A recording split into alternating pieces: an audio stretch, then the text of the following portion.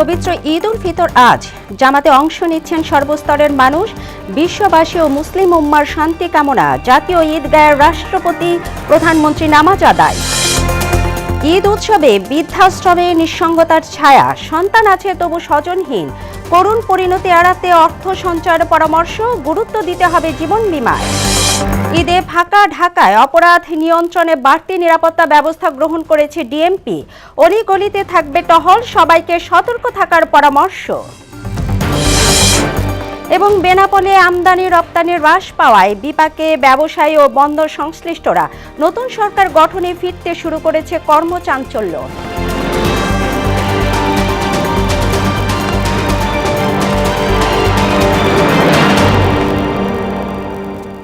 আসসালামু আলাইকুম, সবাইকে ঈদ উল ফিতরের শুভেচ্ছা। ঈদ মোবারক। স্বাগত মোহনা সংবাদে। শুনছিলেন শিরোনাম, পুরো সংবাদে আপনাদের সাথে আছি তাবশিরা লিজা। পবিত্র ঈদ উল ফিতর আজ। এক মাস সিয়াম সাধন শেষে ঈদের খুশিতে মেতে উঠেছেন দেশবাসী। পরিবার পরিজন নিয়ে সকাল থেকে ঈদ জামাতে অংশ নিচ্ছেন সবাই। সকাল 8:30টায় জাতীয় ঈদগাহে প্রধান জামাতে অংশ নেন রাষ্ট্রপতি, প্রধানমন্ত্রী সহ সর্বস্তরের মানুষ। এদিকে কিশোরগঞ্জের শোলাকিয়ায় দেশের বৃহৎ ঈদের জামাত অনুষ্ঠিত হবে সকাল 10টায়।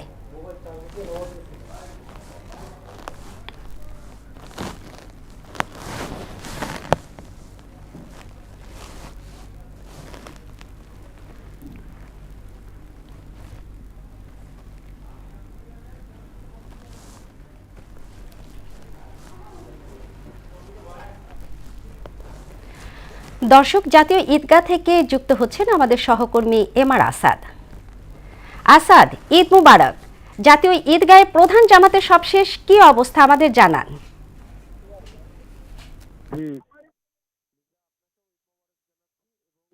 আমরা সকাল থেকে আসলে এই যে জাতীয় ঈদগাহ ময়দান যেটি রয়েছে ঢাকা সিটি দক্ষিণ সিটি কর্পোরেশন আসলে যেটির আয়োজন করে থাকেন এবং সেখানে আমরা অবস্থান করেছিলাম এবং আমরা পুরো এলাকায় দেখেছি আসলে একদম ভোর থেকেই মূলত আসলে যারা ঈদগাহতে জাতীয় ঈদগাহ ময়দানে নামাজ পড়তে আসছেন তাদের লম্বা লাইন ছিল, দীর্ঘ সারিতে তারা অপেক্ষা করেছেন এবং প্রায় 40,000 মানুষের নামাজ পড়ার, একসঙ্গে নামাজ পড়ার মতো ব্যবস্থা আসলে এই জাতীয় ঈদগাহ ময়দানে ছিল।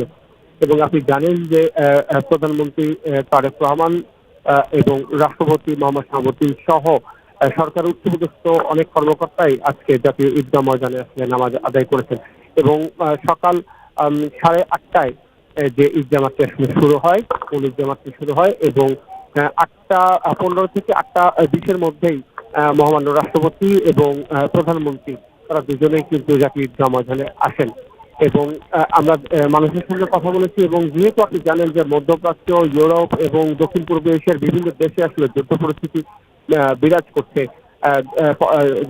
প্রতিবেশী দেশগুলোর মধ্যে আমরা দেখেছি যে সীমান্ত নিয়ে কখনো রাজনৈতিক টানাপোড়েন চলছে, সেটিকে কেন্দ্র করে আসলে সারা বিশ্বে মুসলিমরা হতাহত হচ্ছেন এবং সেটিকে নিয়ে আমরা যারা মুসলিমরা এসেছিলেন তাদের সাথে কথা বলেছিলাম। তারা বলেছিলেন যে আসলে তারা চান যে যুদ্ধ মুক্ত শান্তির একটি পৃথিবী, সেটি আসলে তাদের মূল দোয়াতে ছিল। তারা চেয়েছেন আল্লাহর কাছে যেন বিশ্ব মুসলিম উম্মাহ যেটি রয়েছে তারা যেন ঐক্যবদ্ধ হতে পারেন এবং মুসলমানদের ওপর যে নিপীড়ন এবং নির্যাতন চলছে সেটি যেন অতি সত্বর আসলে বন্ধ হয়, সে বিষয়টি তারা তাদের দোয়ার মধ্যে রেখেছেন। এছাড়া আপনি জানেন যে কিছুদিন আগেই ত্রয়োদশ জাতীয় সংসদ নির্বাচনের মাধ্যমে বাংলাদেশে একটি নির্বাচিত সরকার গঠন করা হয়েছে এবং সেই সরকার যেন সঠিকভাবে দেশটি চালাতে পারেন, দেশ যেন সমৃদ্ধি এবং উন্নতির পথে যাত্রা করে, সেটি কিন্তু মুসলিমরা দোয়া করেছেন। এবং আপনাকে এটি জানিয়ে রাখতে চাই যে কিছুক্ষণ আগেই, এখন থেকে 10 মিনিট আগেই মহামান্য রাষ্ট্রপতি এবং প্রধানমন্ত্রী তারা কিন্তু জাতীয় ঈদগাহ ময়দান আসলে ত্যাগ করেছেন কিছুক্ষণ আগেই এবং এখন যে বিষয়টি রয়েছে সেটি হচ্ছে জাতীয় ঈদগাহ ময়দানের আশেপাশে কিন্তু যেদিকে তাকানো যাচ্ছে সেখানে কিন্তু আমরা দেখছি শুধু মানুষ আর মানুষ। যেখানে যারা এখন নামাজ আদায় করেছেন তারা কিন্তু এখন বাড়ির উদ্দেশ্যে রওনা দিচ্ছেন, তারা তাদের পরিবারের কাছে ফিরে যাবেন এবং তাদের সঙ্গে ঈদের যে আনন্দ সেটি আসলে তারা ভাগাভাগি করে নেবেন। তো এখন পর্যন্ত জাতীয় ঈদগাহ ময়দান থেকে এটি ছিল আমাদের সবচেয়ে শ্রেষ্ঠ। ধন্যবাদ আসাদ আপনাকে।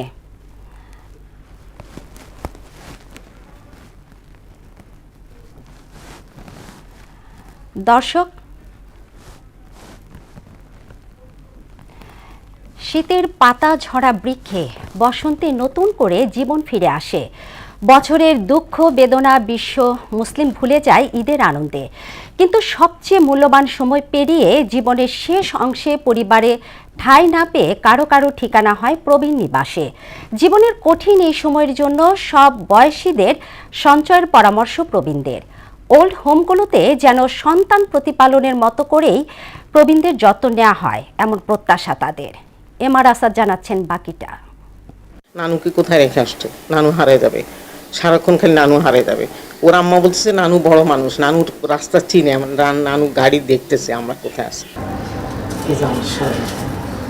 প্রবীণ নিবাসে নিজ কক্ষে বসে এভাবেই নাতি নাতনিদের সঙ্গে কাটানো স্মৃতি মনে করছিলেন সাবেক সরকারি কর্মকর্তা সোহেলি আক্তার। স্বামীকে হারানোর পর 2 মেয়েকে নিয়ে জীবনযুদ্ধে নামেন তিনি। কন্যারা বিদেশে স্থায়ী হওয়ার পর স্বেচ্ছায় বেছে নিয়েছেন প্রবীণ নিবাসকে। মানসিক দিক দিয়ে একটু ভেঙে পড়লাম, পরে বাসায় ছিলাম অনেক দিন, 1.5 মাস, তারপরে এখানে আসলাম। এখানে এসে থেরাপি দিতে হয় আমার পায়ে, থেরাপির জন্যই আমার এই সেক্রেটারি রুমটা দিছিল। ব্যস্ত সংসার জীবনের মধ্যেই শেষ বয়সের জন্য ঘনিষ্ঠ বন্ধু মহল তৈরির পরামর্শ দেন তিনি। ঈদের দিন হচ্ছে কি আমার এখানে আসলে একটু ভালো লাগে যে এখানে যে যারা কলিগ আছে না, এরা আমার সাথে খুব, এরা খালি ফোন দেয়, এই আপনি আসেন না কেন, এই আপনি আসেন না কেন। তবে নিবাসের সব গল্প একই দিকে মোড় নেয় না। যেমন নাদিরা বেগম স্বামীর সঙ্গে ডিভোর্সের পর ছিলেন বাবার আশ্রয়ে। বাবার মৃত্যুর পর ভাইয়ের সংসারে ঠাঁই মেলেনি বেশি দিন। সন্তান পালন করে একটু বড় হলে পরে স্বামী রেখে দিছে আমার। তারপর বাবার বাড়িতে ছিলাম, তারপর বাবা মারা গেছে পর ভাইয়ের সম্পত্তি। আমাদের পৃথিবীতে তো দেখি ছেলেদেরই সম্পত্তি হয়, ভূমি ছেলেদের, মেয়েদের কোনো সম্পত্তি নাই, মেয়েদের কোনো ঘরবাড়ি নাই। আমি এই কারণে আসছি। ভাই আমাকে বের করে দিচ্ছে, বের করে ভদ্রভাবে বের করছে, কিন্তু এটাকে আমি বের করাই বলবো। শেষ বয়সে করুণ পরিণতি এড়াতে নাদিরা বেগমের পরামর্শ অর্থ সঞ্চয়ের। গুরুত্ব দিতে বললেন জীবন বীমা আর সামর্থ্য মতো কাজ শেখার প্রতি। আপনি অর্থ দিয়া সব কিছু বিচার করতে পারবেন না, কিন্তু অর্থের দরকার আছে। ওইটাকে আপনি টাকা সঞ্চয় জমাবেন, ঠিক বর্তমানটা যদি আমি সলিউশন না করতে পারি, তো ভবিষ্যতে কী করবো আমি? বর্তমানটা আসল। ঈদকে কেন্দ্র করে প্রবীণ নিবাসের প্রতিবেশীরাই হয়ে ওঠেন একে অপরের স্বজন। নিজেদের নিঃসঙ্গতাকে একত্রিত করেই তারা সৃষ্টি করেন আনন্দের জগৎ। এমআর আসাদ, মোহনা সংবাদ, ঢাকা। ঈদ মানেই আনন্দ, সেখানে জড়িয়ে থাকে শেকড়ে ফেরার গল্প কিংবা প্রিয়জনের সঙ্গে ভালোবাসা আদান প্রদানের মধুর অনুভূতি। তবে এই আনন্দের বাইরেও রয়ে যায় এক শ্রেণীর মানুষ, যাদের বাড়ি ফেরাই হয় না, হয়তো অপেক্ষা করার মতো প্রিয়জনও নেই। রাজধানীর শিশু আশ্রয় কেন্দ্রগুলোতে বড় হওয়াদের ঈদ অনেকটাই ভিন্ন। তাদের গল্প শুনব তরিকুল ইসলামের কাছে। ছবি তুলেছেন মোহাম্মদ রাজন। রাজধানীর শিশু আশ্রয় কেন্দ্রের কেয়ারগিভার নাদিয়া খাতুন। তার যত্ন আর স্নেহে বেড়ে উঠেছে শিশু ইয়ামিন। ইয়ামিন জানে না তার প্রকৃত পিতামাতা বেঁচে নেই। এই আশ্রয় কেন্দ্রই এখন তার পৃথিবী। সকালে ঘুম থেকে ওঠা, বন্ধুদের সঙ্গে পড়াশোনা, খেলাধুলা সব মিলিয়েই ইয়ামিনের জীবনটা অন্য সব শিশুদের মতোই। তবে একটাই পার্থক্য, তার ঈদ মানে এই আশ্রয় কেন্দ্র। ঈদের দিন সকালবেলা উঠে গোসল করে নামাজে যাই, বাবার নামাজ থেকে এসে এখানে ওই যে আম্মু রান্না করে রাখে মিষ্টি, এগুলো খাই, পরে বন্ধুদের সাথে বাইরে ঘুরি। ইয়ামিনের মতো এখানে রয়েছে আরও অনেক শিশু। কারো বাবা নেই, কারো মা নেই, আবার কেউ হারিয়েছেন দুজনকেই। তবুও তারা একা নয়, কারণ তাদের পাশে আছে নাদিয়া খাতুনের মতো SOS মাতা। আমি একজন মা, আমি আমার বাচ্চাদেরকে ওইভাবেই ভালোবাসা দিই। আমার মনে হয় ওরা যখন আমার কাছে থাকে তখন মনে হয় আমার খুব ভালো লাগে। প্রায় 1 যুগ ধরে এই আশ্রয় কেন্দ্রে মা হয়ে আছেন তিনি। নিজের সন্তানের মতোই আগলে রেখেছেন অসংখ্য এতিম শিশুকে। অনেকগুলো বাচ্চা লালন পালন করেছি এবং বর্তমানে আমার কাছে এখন 5 জন বাচ্চা আছে। বড়রা তো মাঝে মাঝে আসে, তারা বিভিন্ন অকেশনে আসে। ঈদ এলেই যখন সবাই শিকড়ের টানে বাড়ি ফেরে, তখন এই শিশুদের কোথাও ফেরা হয় না। তাদের ঈদ কাটে এখানেই, একই ছাদের নিচে। যে সমস্ত ছেলে মেয়ে আপনার অরফান, অ্যাবান্ডন এবং ভালনারেবল সিচুয়েশনে থাকে, বেসিক্যালি একটা পরিবারে বড় হওয়ার সুযোগটা থাকে না। সমস্ত বাচ্চাদেরকে 0 to 6 ইয়ার্সের মধ্যে আমরা নিয়ে আসি। চিলড্রেন্স ভিলেজে যখন আসে তখন আমাদের এখানে পরিবার, আমরা বলি SOS পরিবার, যেখানে একজন SOS মা থাকেন। ওই মায়ের তত্ত্বাবধানে আসলে 6 থেকে 8 জন ছেলে মেয়ে এট এ টাইমে আপনার বড় হয়। ইয়ামিনদের জীবনে ঈদ মানে হয়তো বাড়ি ফেরা নয়, তবুও তারা খুঁজে নেয় আনন্দ, একটা অন্য পরিবারে আর ভিন্ন সম্পর্কের বন্ধনে।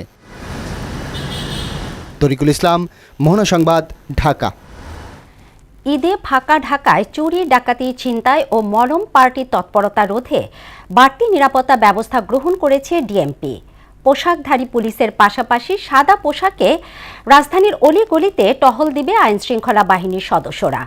তবে রাজধানী ছাড়ার আগে জনসাধারণকেও সতর্ক থাকার পরামর্শ ডিএমপির। এমদাদুল হক খানের রিপোর্ট।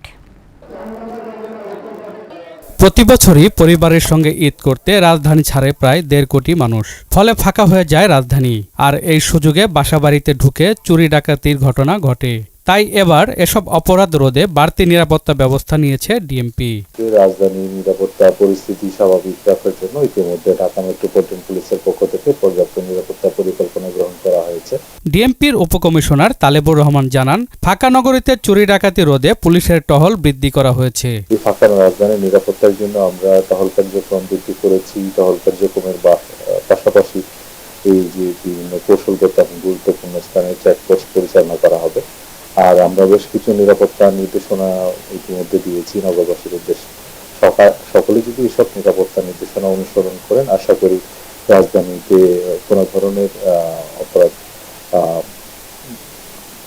কম হবে এবং আমরা নিশ্চিন্তে নির্ভাবনা উদযাপন করতে পারব। তিনি আরো বলেন, ঈদ শেষে ভোরে রাজধানী ফেরত মানুষজন ছিনতাইকারী মলম পার্টির খপ্পরে পড়ে। সে বিষয়টি মাথায় রেখে এবার পোশাকধারী পুলিশের পাশাপাশি সাদা পোশাকে গোয়েন্দারা দায়িত্ব পালন করবেন।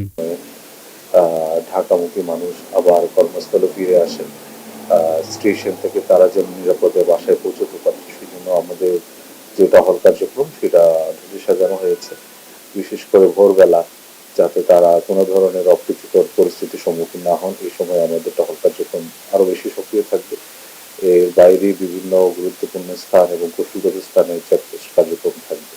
শপিং মল ছাড়াও রাজধানীর বাস টার্মিনালগুলোর নিরাপত্তায় এবার বাড়তি 1000 পুলিশ দায়িত্ব পালন করছে বলে জানান ডিএমপির এই কর্মকর্তা। বাইরে রাজধানীর যে গুরুত্বপূর্ণ বিপণী বিতানগুলো রয়েছে, সেই বিপণী বিতানগুলো কেন্দ্রিক অতিরিক্ত পুলিশ সদস্য মোতায়েন রয়েছে। প্রায় 1000 অতিরিক্ত পুলিশ সদস্য শুধুমাত্র বিপণী বিতান কেন্দ্রগুলোতে কিন্তু মোতায়েন রয়েছে। রাজধানী ছাড়ার আগে নগরবাসীকে বাড়তি সতর্কতার পরামর্শ দেন ডিসি তালেবুর রহমান। যারা ঢাকার বাইরে ঈদ করতে যাবেন তারা যেন তাদের বাসাবাড়িগুলো যথাযথভাবে লক করে যাবেন। এমদাদুল হক খান, মোহনা সংবাদ, ঢাকা। 5 আগস্ট পট পরিবর্তনে ভারত বাংলাদেশ সম্পর্কের অবনতিতে বেনাপোল স্থলবন্দরে আমদানি রপ্তানি হ্রাস পাওয়ায় বিপাকে পড়েন ব্যবসায়ী সহ বন্দর সংশ্লিষ্টরা। 12 ফেব্রুয়ারি জাতীয় নির্বাচনের মাধ্যমে গণতান্ত্রিক সরকার গঠনে বন্দর ফিরেছে কর্মচাঞ্চল্যে, বেড়েছে আমদানি রপ্তানি, ব্যবসায়ীরা ফেলছে স্বস্তির নিঃশ্বাস। শ্রমিক তার ন্যায্য কাজ পেয়ে খুশিতে আত্মহারা, আর এজন্য বর্তমান সরকারকে সাধুবাদ জানিয়েছেন তারা। শিশির কুমার সরকারের তথ্যে ডেস্ক রিপোর্ট। আজ দেখুন প্রথম পর্ব। যশোরের বেনাপোল স্থলবন্দর বাংলাদেশে দ্বিতীয় বৃহত্তর স্থলবন্দর এবং এটি একটি কেপিআই স্থাপনা।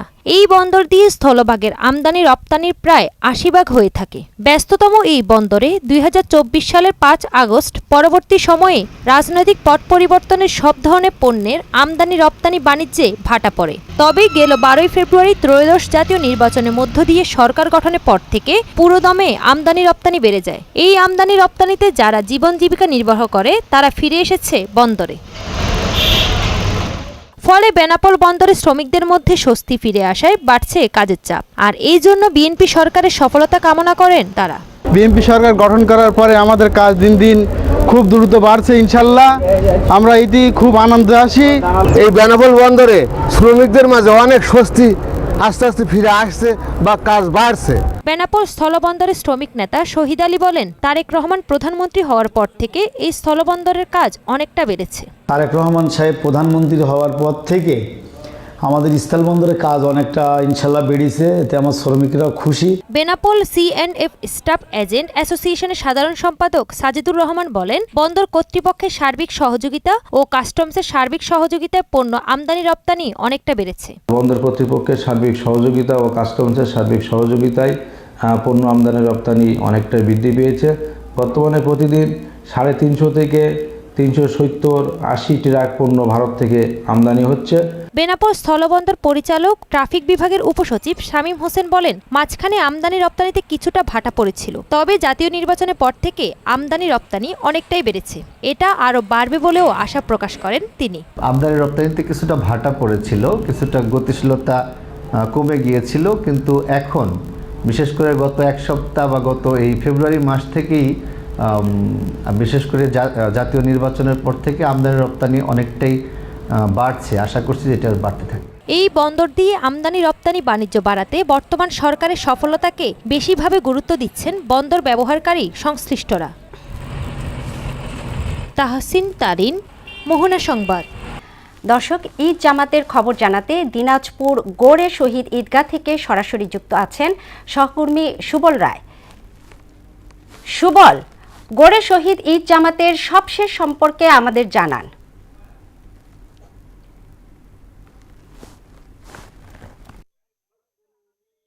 লিজা, আপনি যেমনটি বলছিলেন যে আপনি জানেন যে দিনাজপুরের সর্ববৃহৎ যে দেশের সর্ববৃহৎ যে ঈদ জামাত কিছুক্ষণ আগে মানে সকাল 9টায় শুরু হয়েছে। এই নামাজ শেষ হয়ে গেছে, এখন শুধু করবে দোয়ার পরে কিন্তু এখান থেকে জামাতে শেষ হবে। তো আপনি জানেন যে এই গড়ে শহীদ বড় ময়দান, এই ময়দানে কিন্তু প্রায় লক্ষাধিক মুসল্লি কিন্তু এবারে নামাজ পড়েছে। আর এখন অল্প কিছুক্ষণের মধ্যে কিন্তু দোয়া শুরু হবে। এই দোয়ার পরে কিন্তু শেষ হবে। তো এখানে কিন্তু আজকে যে মুসল্লিরা উপস্থিত হয়েছেন দিনাজপুর থেকে শুধু নীলফামারী, পঞ্চগড়, ঠাকুরগাঁ এই জেলার লোকজন কিন্তু বিশেষ করে এখানে উপস্থিত হয়েছেন। তো আমি আপনাকে জানিয়ে রাখি যে আজকে যিনি ইমামতি যিনি করলেন তিনি হচ্ছে আবুল কাশেমি। তিনি কিন্তু মতিউর রহমান কাশেমি। তিনি গত কয়েক বছর ধরে তিনি কিন্তু এখানে ইমামতি করে আসেন। তো আমি এখানে নামাজ আদায় করেছেন দিনাজপুর সংসদ সদস্য সৈয়দ জাহাঙ্গীর আলম, জেলা প্রশাসক রফিকুল ইসলাম এবং পুলিশ সুপার জেদান আল মুসা। তিনারা কিন্তু এখানে আজকে কিন্তু নামাজটা পড়েছেন। তো আমি এখন যেখানে আছি আমি দিনাজপুর বড় শহীদ ময়দান। এখানে কিন্তু আর হয়তো আর কিছুক্ষণ পরে দোয়া শুরু হবে। তো লিজা, আমার কাছে এই ছিল সর্বশেষ তথ্য। জি সুবল, আপনাকে ধন্যবাদ।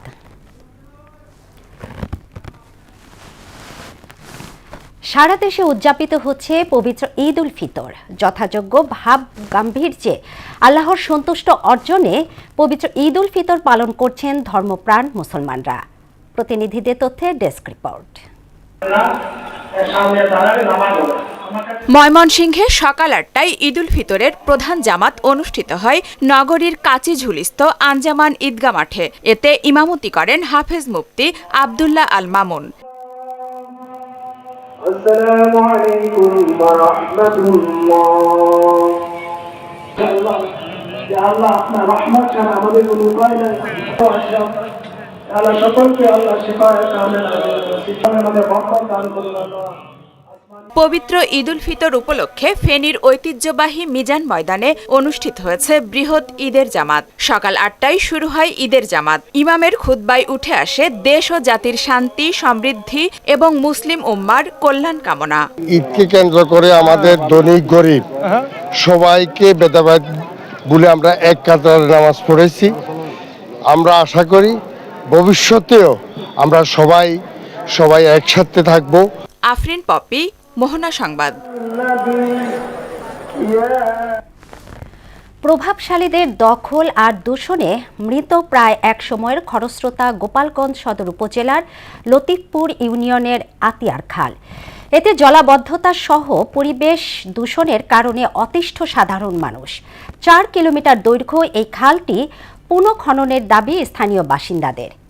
মাসুদ পারভেজের প্রতিবেদন, জানাচ্ছেন আফরিন পপি। 1979 সালে মধুমতি নদীর তীরে অবস্থিত সদর উপজেলার লতিফপুর ইউনিয়নে কৃষকদের সুবিধার্থে খনন করা হয় 4 কিলোমিটার দৈর্ঘ্য এ খালটি। তখন স্থানীয়দের কাছে খালটির নাম জিয়াখাল নামে পরিচিত থাকলেও পরে নাম পরিবর্তন করে আতিয়ার খাল দেওয়া হয়। একসময় খরস্রোতা এ খালে ছোট বড় নৌকা দিয়ে উৎপাদিত ফসল আনা নেওয়া করত কৃষকরা। গেল কয়েক দশকে প্রভাবশালীদের দখল ও দূষণে নাব্যতা হারিয়ে অস্তিত্ব সংকটে পড়েছে খালটি। তাতে একদিকে ক্ষতিগ্রস্ত হচ্ছে ফসলি জমি, অন্যদিকে বর্ষা মৌসুমে জলাবদ্ধতার শিকার হচ্ছে কয়েক লাখ মানুষ। তাই দ্রুত খালটি খনন করে অস্তিত্ব ফিরিয়ে আনার দাবি স্থানীয়দের। খালটা কিছু লোক সামনে দিয়ে দখল করে ফেলছে, আর কিছু জায়গা বন্ধ হয়ে যাওয়াতে আমাদের পানি জলাবদ্ধতা হওয়ার কারণে আমরা অনেক সমস্যার ভিতরে আছি। বৃষ্টি আসলে এই রাস্তায় যে তলায় যাবে, আর কত ময়লা আবর্জনা, বিশ্রী গন্ধ। আগে পানি আসতো, সবাই আমরা পানি নিয়ে গোসল করতাম, খাতাম। ইদানিং এই সব দখল টখল করে টরে খালটা পুরো বন্ধ হইতেছে। খালটা এখন আবার এই মুহূর্তে খনন করায়, তাহলে আমাকে জনগণের সবার জন্য ভালো হবে।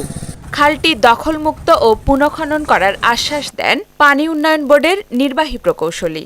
পূর্ণাঙ্গ আমরা ডাটা নিয়ে নিজেরা ফিজিক্যালি ভিজিট করে সেই অনুযায়ী সরকারের কাছে আমরা প্রতিবেদন পাঠাবো। তারপর বরাদ্দ পাওয়া গেলে এবং আমরা যদি ডিসি অফিসের সাথে আমাদের কোঅর্ডিনেশন করে আমরা একেবারে খালটাকে দখলমুক্ত করব এবং খননের মাধ্যমে এটা আবার নতুন করে যাতে আবার যাতে প্রবহমান হয় সে ব্যাপারে আমরা প্রয়োজনীয় পদক্ষেপ নিব। বর্তমান সরকার দ্রুত খালটি পুনঃখনন করে অস্তিত্ব ফিরিয়ে আনবে এমনটাই প্রত্যাশা স্থানীয় বাসিন্দাদের। আফরিন পপি, মোহনা সংবাদ। এবার আন্তর্জাতিক প্রসঙ্গ। মার্কিন ইসরায়েল যৌথ হামলায় ইরানের ইসলামিক রেভলিউশনারি গার্ড কর্পসের মুখপাত্র আলী মোহাম্মদ নাইনি নিহত হয়েছেন। এ তথ্য নিশ্চিত করেছে ইরানি সংবাদ মাধ্যম সেপা নিউজ। মুখপাত্র নিহতের পরও যুদ্ধ চালিয়ে যাওয়ার ঘোষণা দিয়েছে আইআরজিসি। এদিকে বিশ্বজুড়ে জ্বালানি তেলের দাম সামাল দিতে ইরানের কিছু তেলের উপর থেকে রপ্তানি নিষেধাজ্ঞা প্রত্যাহারের কথা ভাবছে ট্রাম্প প্রশাসন। প্রিয়াঙ্কা নিতুর প্রতিবেদন। যুক্তরাষ্ট্র ও ইসরায়েলের যৌথ হামলায় ইরানের ইসলামিক রেভলিউশনারি গার্ড কর্পসের মুখপাত্র আলী মোহাম্মদ নাইনি নিহত হয়েছেন। ইরানের রাষ্ট্রীয় সংবাদ মাধ্যম ও আইআরজিসি পরিচালিত সংবাদ মাধ্যম সেপা নিউজ খবরের সত্যতা নিশ্চিত করেছে। শুক্রবার ভোর রাতে আমেরিকা ইহুদিবাদী গোষ্ঠীর হামলায় নাইনি শহীদ হয়েছেন। মুখপাত্র নিহতের পরও দমে না যাওয়ার ঘোষণা দিয়েছে আইআরজিসি। তারা জানান, শত্রু নির্মূল না হওয়া পর্যন্ত যুদ্ধ চলবে। ইরানের বিরুদ্ধে চলমান সংঘাতে নিজেদের সামরিক উপস্থিতি আরও বাড়ানোর প্রস্তুতি নিচ্ছে যুক্তরাষ্ট্র। মার্কিন সংবাদ মাধ্যম নিউজ ম্যাক্সের প্রতিবেদনে বলা হয়, অতিরিক্ত কয়েকটি যুদ্ধজাহাজের পাশাপাশি প্রায় 4000 মেরিন ও নৌসেনা পাঠানোর পরিকল্পনা নেওয়া হয়েছে। বিশেষ করে বক্সার অ্যাম্বিবিয়াস রেডি গ্রুপকে যুক্তরাষ্ট্রের পশ্চিম উপকূল থেকে মোতায়েন করা হচ্ছে, যারা অত্যাধুনিক F-35 লাইটনিং যুদ্ধবিমান, ক্ষেপণাস্ত্র এবং উভচর আক্রমণ যান দিয়ে অভিযান চালাতে সক্ষম। এদিকে মধ্যপ্রাচ্য যুদ্ধের কারণে বিশ্বজুড়ে জ্বালানি তেলের দাম বেড়েই চলছে। পরিস্থিতি সামলাতে ইরানের কিছু তেলের ওপর থেকে রপ্তানি নিষেধাজ্ঞা তুলে নেয়ার কথা ভাবছে যুক্তরাষ্ট্র। বৃহস্পতিবার এক সাক্ষাৎকারে এ কথা বলেন মার্কিন জ্বালানি মন্ত্রী স্কট বেসেন্ট। ইরানের প্রধান গ্যাস ফিল্ড সাউথ পার্স লক্ষ্য করে ইসরায়েল আর হামলা চালাবে না বলে জানিয়েছেন দেশটির প্রধানমন্ত্রী বেঞ্জামিন নেতানিয়াহু। ট্রাম্পের অনুরোধে এমন সিদ্ধান্ত নেয়ার কথা জানান তিনি। অন্যদিকে ইরান যুদ্ধে অর্থায়নের জন্য মার্কিন কংগ্রেসের কাছে $20,000 কোটি চেয়েছে যুক্তরাষ্ট্রের প্রতিরক্ষা দপ্তর। এই অঙ্ক আরও বাড়তে পারে বলে ইঙ্গিত দিয়েছেন প্রতিরক্ষা মন্ত্রী পিট হেগসেথ। প্রিয়াঙ্কা নিতু, মোহনা সংবাদ। খেলার খবর ফুটবল। হামজা সমিতকে রেখে সিঙ্গাপুর ও ভিয়েতনামের বিপক্ষে ম্যাচের জন্য 23 সদস্যের চূড়ান্ত দল ঘোষণা করেছে বাফুফে। স্কোয়াডে নেই কোনো নতুন মুখ। দলে ফিরেছেন বিশ্বনাথ ঘোষ, ফাহমিদুল ইসলাম, আরমান ফয়সাল ও মিরাজুল ইসলাম। সর্বশেষ 2024 সালে 5 সেপ্টেম্বর ভুটানের বিপক্ষে দেশের জার্সিতে খেলেছিলেন বিশ্বনাথ। এদিকে আগামী রোববার দলের সঙ্গে যোগ দেবেন হামজা চৌধুরী। ফলে এখন পুরো দলকে পাচ্ছেন না কোচ কাবরেরা। আগামী 26 মার্চ ভিয়েতনামের বিপক্ষে প্রীতি ম্যাচ খেলবে বাংলাদেশ। তার 5 দিন পর এশিয়ান কাপ কোয়ালিফাই ম্যাচে সিঙ্গাপুরের মুখোমুখি হবে লাল সবুজরা। এই ছিল মোহনা সংবাদে। পরবর্তী সংবাদ দুপুর 1টায় দেখার আমন্ত্রণ রইল। মোহনার সবশেষ খবর জানতে ভিজিট করুন www.mohona.tv। সংবাদ দেখতে পারেন ফেসবুক, ইউটিউবেও। এতক্ষণ সঙ্গে থাকার জন্য ধন্যবাদ সবাইকে।